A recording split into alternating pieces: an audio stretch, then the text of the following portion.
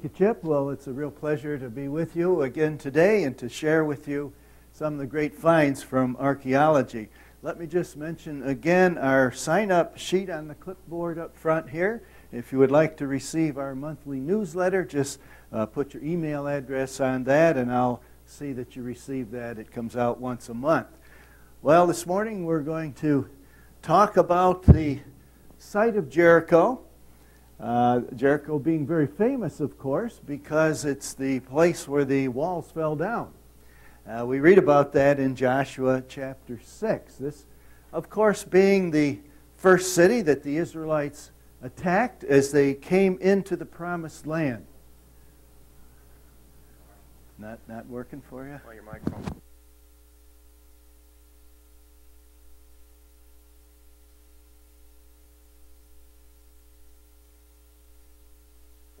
Okay. All right, we're going to back up and reset here. Mic wasn't working quite right. That's my fault. I didn't put it on right. I apologize. Okay. We're going to be talking this morning about the city of Jericho, located in the southern Jordan Valley. And it was the first city the Israelites attacked when they came into the promised land under Joshua after wandering 40 years in the wilderness. Jericho has been a controversial site in biblical archaeology. A number of different expeditions have gone there over the years, and each one seemed to have had a different conclusion concerning the connection between their findings there and the Bible. In the 1930s, there was a British archaeologist who worked there named John Garstang. He found a great thick destruction debris at the site. He said that was done by the Israelites because the Bible says the Israelites burned Jericho. And he dated the destruction to about 1400 BC. And that is the biblical date for the conquest. Well, this was wonderful. Here we had archaeology that agreed with the Bible. But then in the 1950s, another British archaeologist came to Jericho. Her name was Kathleen Kenyon, and she completely revised Garstang's findings. She said Garstang was wrong in his dating, and that the city was really destroyed in 1550 BC, some 150 years before Joshua. And she said at the time of Joshua, there was no city there to be conquered. And this is what you'll read in the history books today and the books on archaeology in the Bible. Well, let's take a look and look at the evidence. And the reason I've gotten involved in this whole sort of debate, although there's really no debate nowadays, everyone accepts Kenyon's dating, but in this so-called discrepancy between archaeology and the Bible, the reason I got involved in this is because my specialty is Canaanite pottery from the late Bronze Age.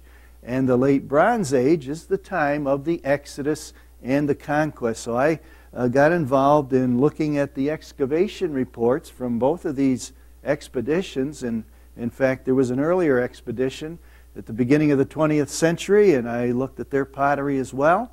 And based on my analysis of all of the finds, I believe Garstang had the date right in the 1930s, and Kenyon, in fact, was wrong. So we're going to look at some of this evidence and look at some of the evidence that shows dramatically that what we read in the Bible really happened at Jericho some 3,400 years ago. What I've put up on the screen here is a typical comment by a scholar concerning the archaeology of Jericho. This particular man, H.J. Franken, worked with Kathleen Kenyon at the site in the 1950s.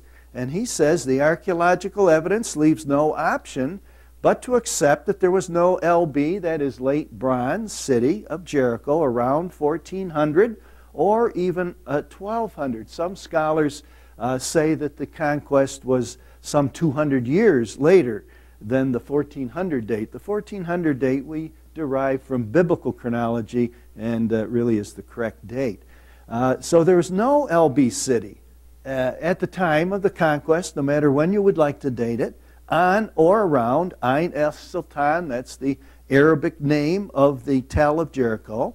That is the huge ruins of the Hyksos, or Canaanite city.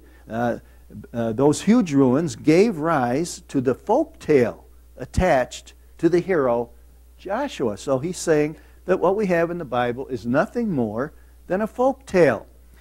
Jericho is located near the Dead Sea here in the southern Jordan Valley. And as the Israelites were coming on the east side of the Dead Sea, they camped here on the plains of Moab, crossed the Jordan River, attacked Jericho. That gave them a foothold in the land.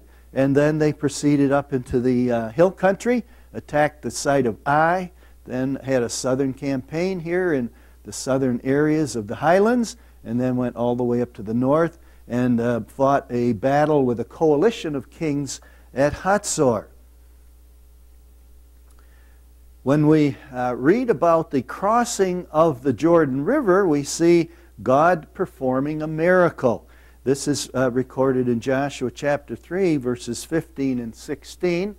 And this kind of adds to this idea that this is a myth, a folk story, when skeptical scholars read this in the Bible, how the Jordan River stopped flowing. Now, doesn't that sound like a myth, like some kind of a folk story? Well, let's look at it a little bit here. We're told that when those who carried the ark came to the Jordan, and the feet of the priests carrying the ark were dipped in the edge of the water, for the Jordan overflows all its banks all the days of harvest. So it's telling us here that it was harvest time when the Israelites crossed the Jordan River. It was in flood stage at that time, and harvest time here in the southern Jordan Valley is in the spring of the year. So this took place in the springtime, and we can be very precise about the date. I've been using a kind of a round number of 1400,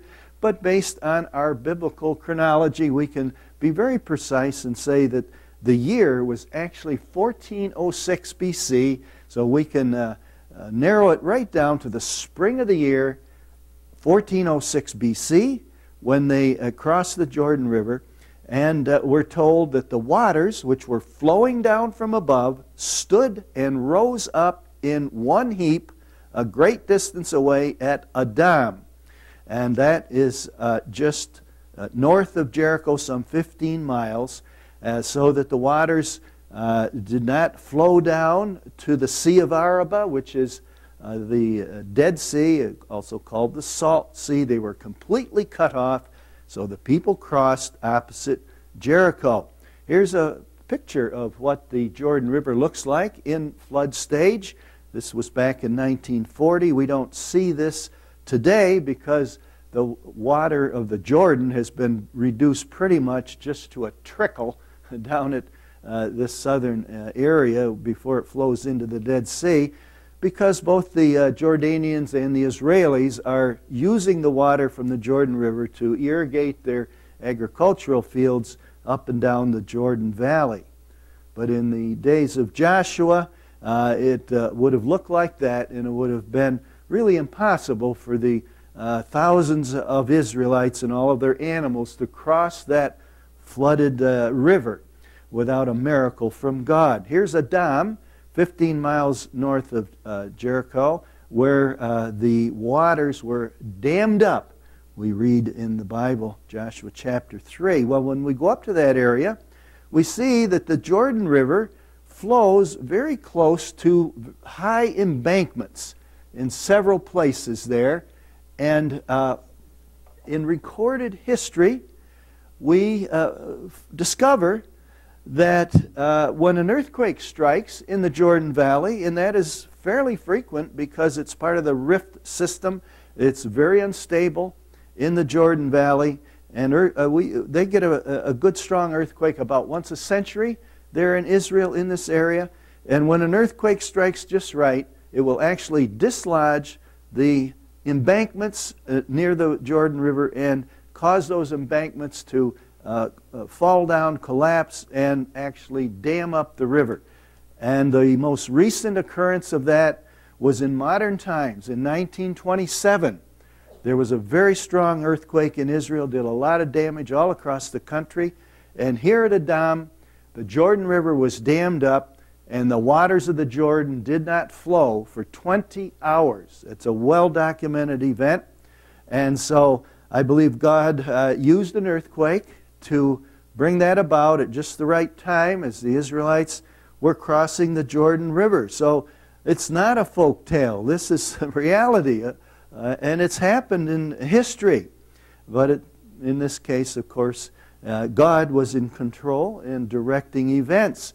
Here we see a ground view, and you can see how high those embankments are and how easy it would be when an earthquake comes and just loosens that earth, how easily it could collapse into the Jordan River and dam it up.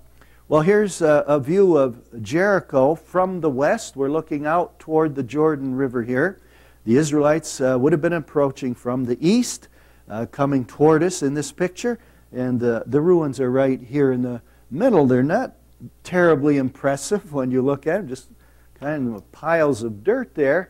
But there's thousands of years of civilization buried under the mounds of Jericho. It's one of the oldest cities in the world. The reason there was a city there from the very earliest times of civilization is because of a very strong spring that's at the southeast corner of the ruin. And that spring is still flowing today. In fact, it provides water for the modern town of Jericho. Jericho is actually an oasis. When you get beyond the little town there, it's all desert in the lower Jordan Valley. And it's only because of the spring that's there that we have a town there, and agriculture can be undertaken and so on. You can see many palm trees there, and another name for Jericho in the Old Testament is the City of Palms. This is a reconstruction of Jericho based on John Garstang's work in the 1930s, and in this view we're looking to the west. And you can see just beyond Jericho there the hills of Judah, and that highest mountain there behind the city is the traditional Mount of Temptation. I don't know if it is the real Mount of Temptation or not, but the mountains that you see there enter into the story. If you remember when the spies went into Rahab's house and she hid them, and then they escaped out the window of her house, she told them, "Flee to the mountains." And here we see those mountains that Rahab was talking about. Well, let's look at the walls of Jericho. Garstang believed that there was one city wall up here at the crest of an embankment that surrounded the city. He shows another wall down here at the bottom of that embankment. We see the retaining wall here and a mud brick wall built on top of that. But he believed that had gone out of use, and it was in ruins as he shows it in this picture. Kathleen Kenyon, on the other hand, when she excavated in the 1950s, determined that that was not the case, that this was all part of one system built at one time, and there was an upper wall and a lower wall with this earthen embankment. Now, Kathleen Kenyon dated, as I said, the demise of the city 150 years before the Israelites came into the land. But once we understand the dating and correct her dating, then we realize that this is the fortification system that was there in 1400 BC when the Israelites attacked the city. So we'll take a closer look at that fortification system in a minute. Here's John Garstang, the man who dug there in the 1930s. He wasn't an evangelical believer, but he did have a high view of the history of the Bible and its accuracy, and so he tried to correlate his findings with the biblical record because he believed that it was describing real history. Kathleen Kenyon, she claimed to be a Christian actually, belonged to the Church of England, but had rather liberal views, and if her findings didn't line up with the Bible, that didn't particularly bother her. Her father was a very famous biblical scholar. In fact, Sir Frederick Kenyon was the director of the British Museum, and he helped his daughter on her path to becoming a famous archaeologist. He wrote a very good book comparing archaeological findings with the Bible, and he was, I think, a stronger believer than his daughter Kathleen. Here's a plan of Jericho, and we can see the various areas excavated by the different expeditions that came there over the years. Jericho is the second most excavated city in Israel, the first, of course, being Jerusalem. So we see here in blue the areas excavated by the Germans between 1907 and 1909. Notice that they uncovered that lower wall that we looked at, and were able to trace that around most of the tell. But on the eastern side, it's all gone because they built a road over on that side, and they excavated away the eastern part of the site. So we can't trace the wall on that site. The spring is right here, and you can see that the wall would have enclosed the spring. So that would have been inside the city wall. That's very important because in time of siege, you want to have a good supply of water, a safe supply of water, and they had it there at Jericho. So they could have withheld there and withstood a long, long siege. Then the red, well, let me point out one other area before we leave the German excavations. We're going to look at some finds up here at the northern end of the site a bit later on. Otherwise, their finds there don't really relate to the story there in the book of Joshua. In red, we see the areas excavated by John Garstang, and we're going to look in particular at this area on the southeast slope of the tell, and that's where he found the evidence for the destruction of the final Bronze Age city. Everywhere else, and you can see they excavated many other areas on the tell, everywhere else that phase had been eroded away, washed away. So the only evidence we have for the destruction described in the Bible is here on that southeast side of the site. And then Kenyon opened up some areas just north of that and found the same thing that Garstang had found. So we're going to look at those two areas. Then we're going to look at Kenyon's West Trench here and see what she found there. And also we'll have a look at some recent work down at the southern end of the tell right there, where they've exposed that outer retaining wall of the earthen embankment. This is an aerial view of Jericho looking south, and all of the trenches and excavation squares you see there are the work of Kathleen Kenyon in the 1950s. You see nothing of Garstang's work when you visit the site today. Here we see John Garstang photographing pottery that he found in a tomb not far from the site of the city, a couple of kilometers away. And there he found a cemetery. He excavated a number of the tombs in the cemetery, and they provided valuable information for him that allowed him to date the destruction level up on the tell. Because in this burial, this one and another one nearby, he found what we call scarabs. These are small amulets. Scarab means beetle. I think it's French. These amulets are shaped like a beetle. They have a flat bottom, kind of a rounded top. And then on that flat bottom, they would inscribe a person's name or just some kind of a pictorial representation or some geometric motif or something like that. He found a number of these scarabs that had on the bottom names of Egyptian pharaohs. Of course, we can date the pharaohs through Egyptian history, and so this gave him datable material. The pottery found in association with those scarabs, he was able to date to the time period of the 15th century BC, the time just before the conquest. So this allowed him then, when he found that same kind of pottery on the tell, to date the destruction to about 1400 BC. Here are some examples of those scarabs. Hatshepsut, that she's a very famous queen of Egypt, and her scarab is quite rare, and so it's not a family heirloom that would have been held onto for hundreds of years. It's contemporary with the material that Garstang found it with there in the cemetery. Thutmose III, the next pharaoh, ruling right up until a few years before the exodus from Egypt.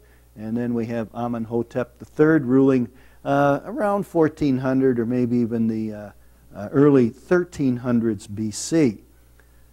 And here we see those scarabs, the actual scarabs. I believe these are in the Louvre in Paris, and there's some more in the Rockefeller Museum in Jerusalem. Here we see some of the pottery from the destruction level. On the left is pottery from Garstang's dig, and you'll notice it's painted with black and red paint, and this is very distinctive pottery. It was in use only in the second half of the 15th century BC. In other words, from about 1450 down to about 1400 BC. And this pottery alone will give us a date of about 1400 for the destruction of Jericho. Garstang found a lot more pottery, but this would be, I would say, the most important pottery that he found in that destruction level. On the right, pottery from Kenyon's excavation.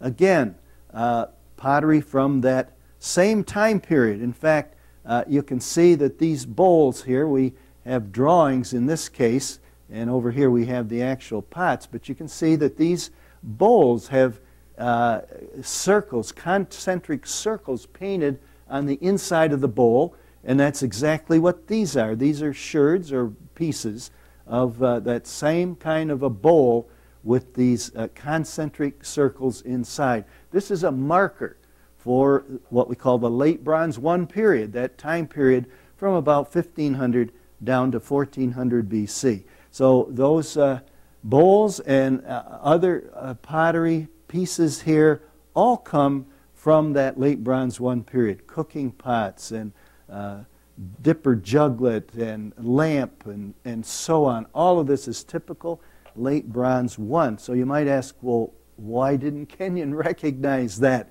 The fact of the matter is, she did not study the pottery that she excavated. Now that may seem strange, but that's the fact of the matter. She was looking for exotic imported pottery, beautifully painted pottery that was brought into Canaan from Cyprus. Cypriot pottery. It was painted similar to this pottery on the left in black and red, and in fact some of this is imitation of that more expensive pottery from Cyprus. And so she was looking for this imported Cypriot bichrome ware, we call it, and she did not see any of that as she excavated that destruction level. And so she concluded that nobody was living there at the time because she didn't see this exotic imported pottery. Well, she and Garstang both were digging in a poor part of town. So you wouldn't expect to find this expensive type of pottery. And Kenyon in her own writing said this was a very poor part of town. And so she didn't even bother analyzing the common, everyday Canaanite pottery that was in that destruction level. And that's been sort of my role in this whole debate about Jericho, is to do that analysis, and I'm working on that publication now. So the pottery tells us without any question that Garstang was correct in his dating and that Kenyon was wrong. The destruction took place in about 1400 BC. And now we can turn our attention to the archaeological finds to see if they correlate with the Bible at all. What about those famous walls of Jericho? Here's a signpost pointing the way to Tel Sutan and the old walls of Jericho. Are they there today? And here's an artist's view of those walls coming down. Well, we've talked about this complex fortification system they had there at Jericho with the earthen embankment here, a wall at the top of the embankment, then another wall down here at the base. This would have been the upper city within the upper wall up on top of the tell, and that occupied about 6 acres. It wasn't a large place. Only a few thousand people would have been there when the Israelites attacked it. And if you take into account the embankment as well, it's still only about 9 acres. And as we'll see later, there were people actually living on the embankment. Here's a cross-section through that fortification system. The purple, blue here, showing the embankment. Today it's preserved only up to about this height. The rest of it all eroded away. Then there's our brick wall at the top of that embankment, about 6 feet wide. And we know there was a wall there from an earlier phase of this fortification. And Kenyon uncovered that earlier phase, and it had a wall up there about 6 feet wide. And down here we actually have found portions of this lower wall at several places around the tell, and we know it was about 6 feet wide. That means the height of the wall would have been around 20 feet, approximately 3 times as high as it was wide. And then finally we have this stone retaining wall here, goes right down to bedrock, and that held this embankment in place. And here is ground level, and this is where the Israelites were walking around the city each day for 7 days. And you can imagine the thoughts going through their heads as they were looking up at this massive fortification system and thinking, wow, how can we ever take this city? But yet they followed the Lord's direction and they marched around it one time each day for 6 days, and then on the 7th day they marched around 7 times, and then those walls came down.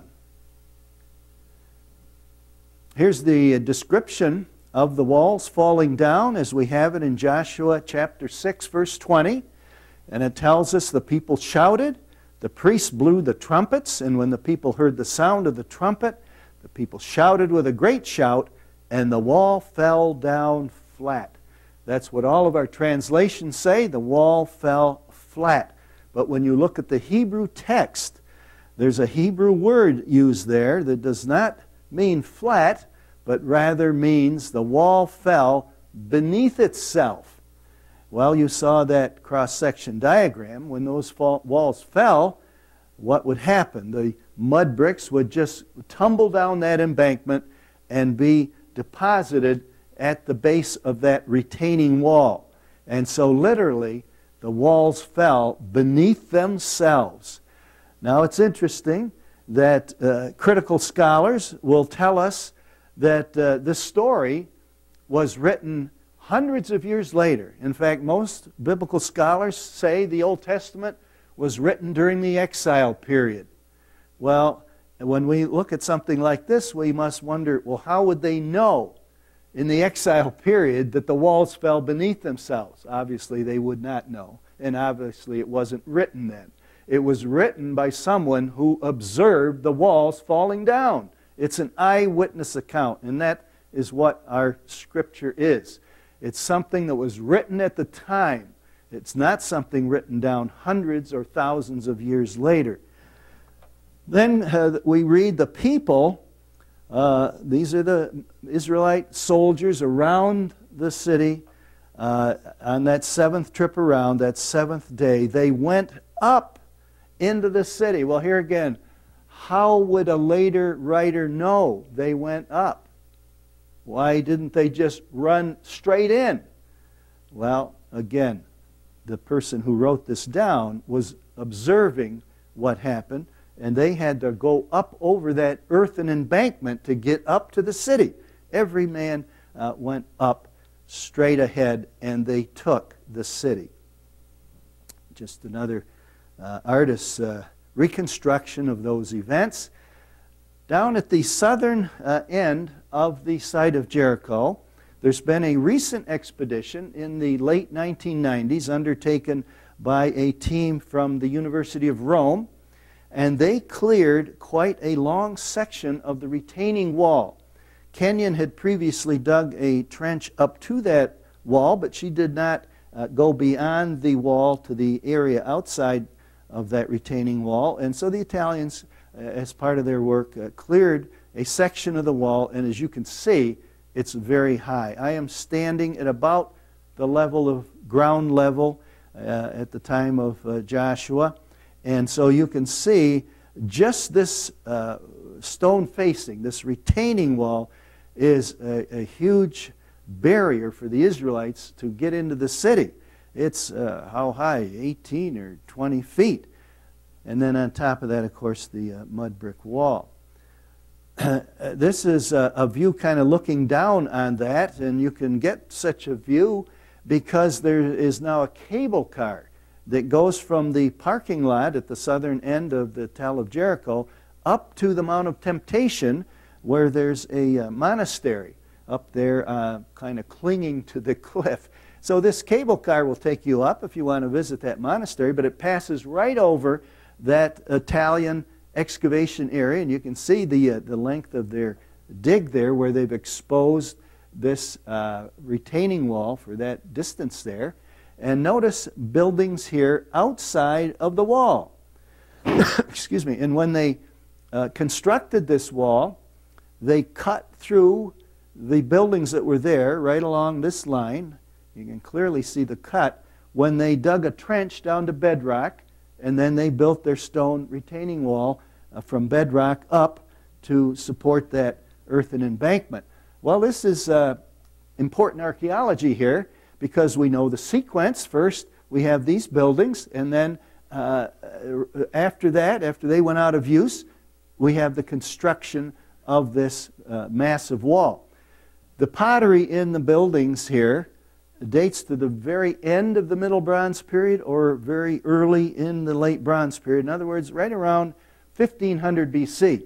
So again, this is disproving Kenyon's date of some 50 years earlier for the destruction of the city. They were just building their final fortification system around 1500, which means the destruction happened sometime after that. And from the pottery, it would be about 100 years later than the construction of the fortification system. So that is very important evidence that the Italians have provided for us. Here's a view at the end of Kenyon's West Trench that she dug through the fortification system. And before she cut through this retaining wall, she cleared it off and took this nice picture, and then she completed the trench and cut right through that retaining wall. But we can see again the great height of that wall. The meter stick there is what, 1, 2, 3, 4 meters high, and so you can kind of calculate the overall height. Maybe that's 2 meters. It's hard to tell from the picture. Anyway, the important thing I wanted to show you here are the remnants of the mud bricks up here. It's the first course of the mud brick wall that once stood there, and that's the wall that fell. When the Italians first exposed that retaining wall, there were chunks of mud brick on top of their wall as well. And here I'm putting my hand right on those mud bricks. But this was taken, I think, 1997. Since then, the winter rains have washed these bricks away, and they're not there today, unfortunately. But they were there when they first opened up that area. Here's a cross-section through Kenyon's West Trench, what we call a bulk drawing, and it gives us the details, again, of that fortification system with the yellow showing our earthen embankment. Here's our retaining wall. Here's ground level. And notice what Kenyon discovered when she dug beyond that retaining wall, a great pile of what she calls fallen red bricks. Isn't that interesting? A pile of fallen red bricks. And what does she say about it? In her excavation report, she tells us the first tip line, that's this sloping surface here, was fallen red bricks piling nearly to the top of the revetment. That's what she calls this retaining wall. And you can see the bricks go nearly to the top of that retaining wall.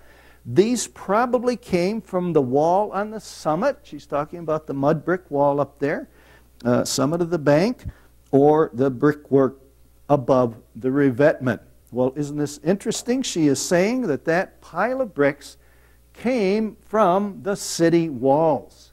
That's where the bricks were deposited when the walls fell down. Now, for Kenyon, it had nothing to do with the biblical account because of her incorrect dating. For her, this happened 150 years before Joshua, but once we get the dating straightened out and we know that the city was destroyed in about 1400, then we realize this is evidence for the fallen walls of Jericho. And this isn't the only example. Every place around that tell where archaeologists have dug, they have found a similar pile of bricks. Let me just go back and make one more point before we leave that section view there.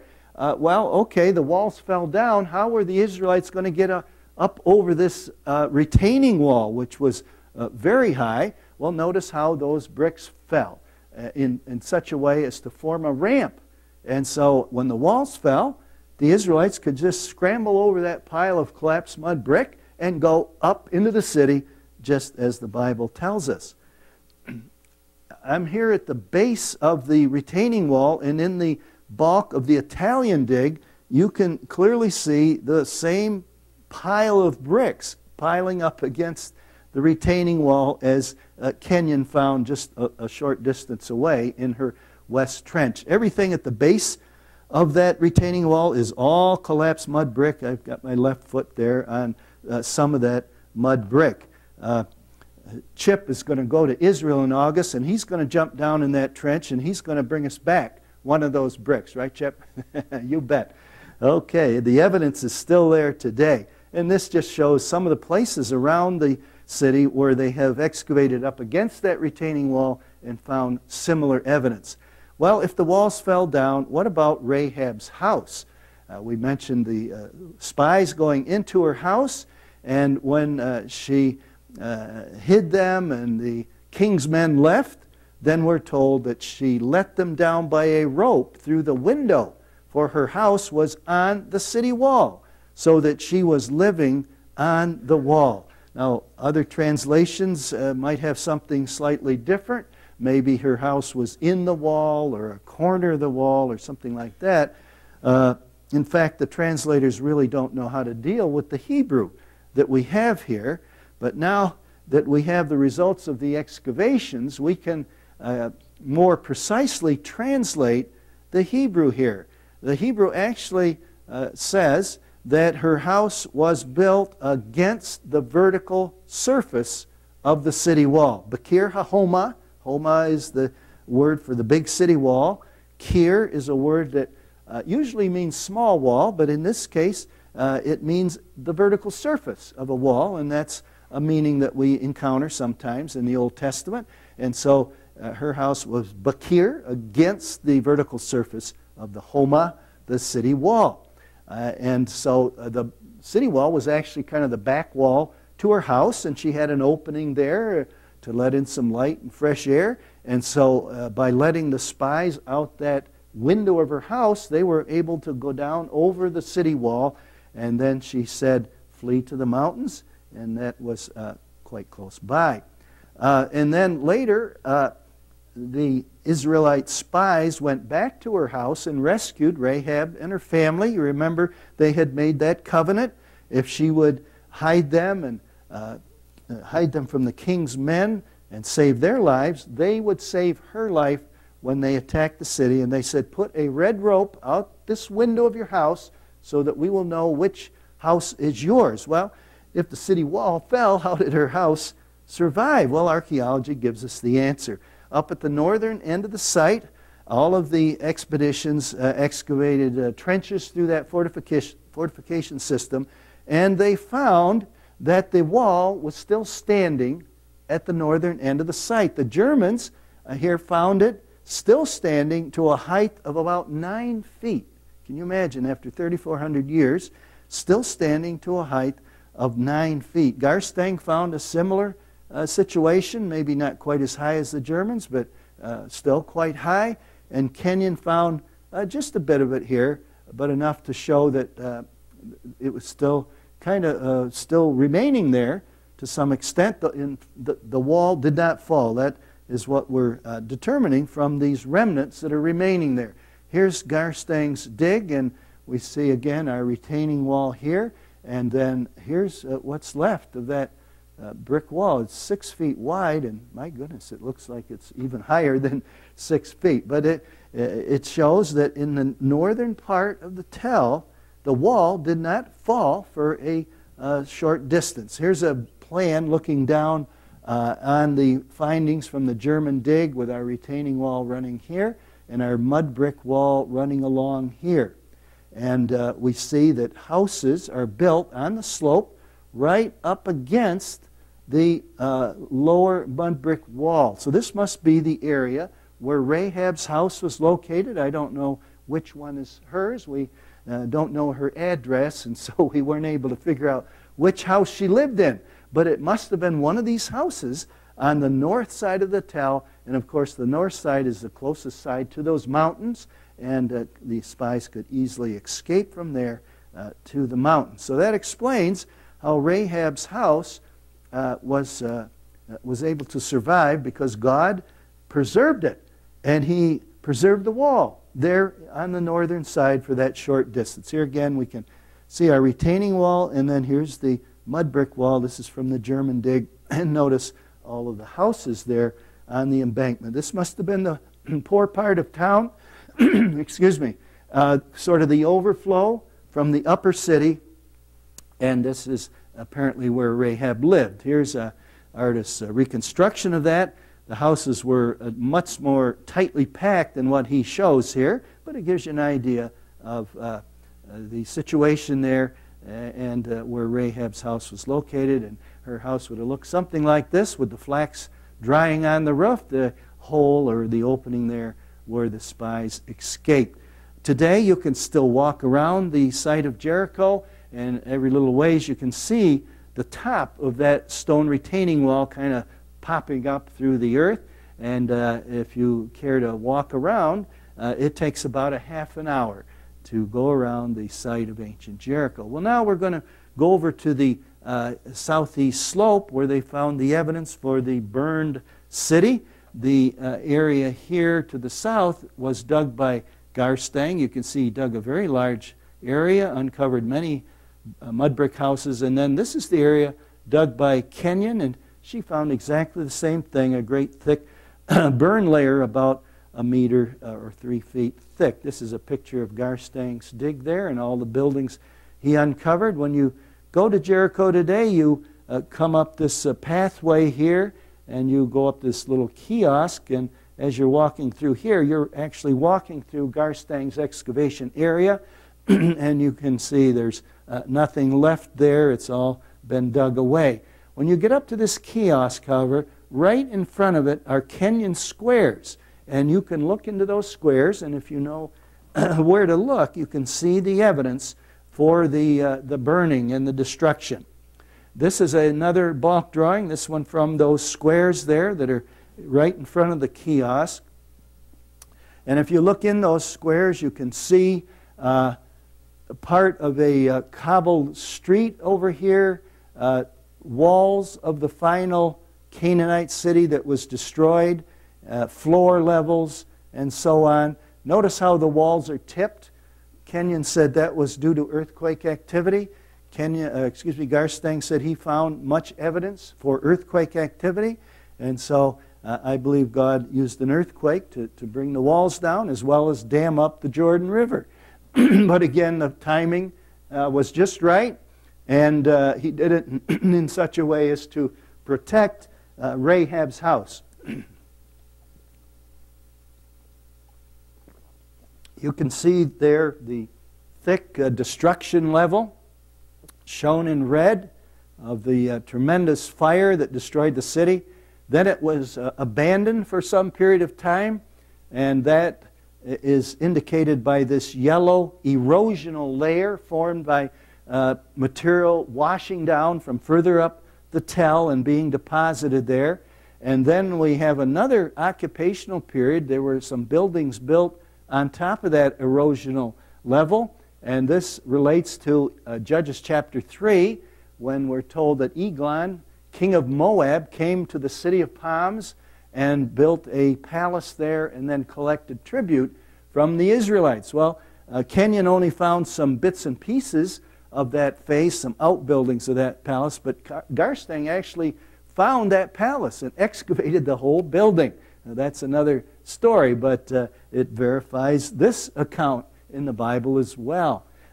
And then after that, just totally abandoned, no more occupation, and this is just the debris and so on top. And so we see here the evidence for the burning as described in the Bible. Here is that description that we've already read, how the people went up into the city when the walls fell. And then we read in Joshua 6:24, they burned the city with fire and all that was in it. And that's exactly what the archaeologists found. Here's Kenyon's description of that destruction. She says it was complete. Walls and floors were blackened or reddened by fire. Every room was filled with fallen bricks, timbers, household utensils. In most of the rooms, the fallen debris was heavily burnt, but the collapse of the walls of the eastern rooms seems to have taken place before they were affected by the fire. Now, this is very significant because she is saying the sequence that she sees taking place there was first an earthquake bringing the walls down, and she's talking about the walls in the city now, the houses and buildings there collapsed, and then the fire. Earthquake and fire, or let's say fallen walls and fire, and that's exactly what we read in the Bible. First the city walls fell, and then the Israelites stormed the city, and they set it on fire. So archaeology verifies this small detail that we have in the Bible. And here's a photo of that balk, that side of her excavation square in front of the kiosk. Here we see the cobbled street that she excavated, one of those leaning walls here. And above that, all of this is destruction debris and the burn level. In all of the buildings, both Garstang and Kenyon found big storage jars full of grain. This is from Garstang's dig. Kenyon found the same thing. Here's her excavation area, and just to the left in one of the rooms she found again these large storage jars full of grain. And this is very significant because it gives evidence to the fact that the city was not plundered. Why wasn't the city plundered? Because God commanded the Israelites to offer up Jericho as an offering of the first fruits of the promised land. So they were not to take anything from the city of Jericho. And the grain was left. Grain was very valuable. Normally it would be taken. You could use it for food, of course, but if you had an abundance of it, you could use it to barter. It was like money. When the Egyptians conquered Canaanite cities, they always recorded all of the booty from the city, including the grain. It also tells us that the harvest had just been taken in, as we read in the Bible. It was harvest time. These jars were full. They had just harvested their grain, and so this verifies the time of year that the attack took place. And finally, it tells us that the siege of the city was very short. They didn't need to use any of this grain for food because it was all over in 1 week. Didn't drag out for months or years as the Egyptian sieges of these strongly fortified Canaanite cities did. God was on the side of the Israelites, so they only needed a week. In the balk, you can actually see some of these jars right there in the side of the excavation square, still there today, giving testimony to the truth of God's Word. And here's our scripture passage commanding the Israelites not to plunder Jericho. In Joshua 6, verses 17 through 19, they were commanded to take the silver, gold, bronze, and iron out of Jericho, but not for the people to keep, but to put in the treasury of the Lord. Of course, Achan disobeyed, and we know that led to a defeat in Joshua chapter 7, when they went up to Ai. There are a number of indications of harvest time. We talked about the jars full of grain, but also the fact that the stalks of flax were drying on Rahab's roof. You do that immediately after harvesting the flax. Also, the Israelites observed Passover, and that's in the spring of the year, again indicating that it was the early springtime and the time of harvest. And we talked about the siege being only 7 days. Well, finally, the question of how the walls fell. You've gotten my view on it. I think God used an earthquake, and other people have other ideas about that. I'm sure you've heard sermons on this where preachers said it was the sound waves from the trumpets and the shouting, or from the earth's vibration as the Israelites marched around. But the real answer is here in Hebrews chapter 11, verse 30, where it tells us, by faith the walls of Jericho fell down after they had been encircled for 7 days.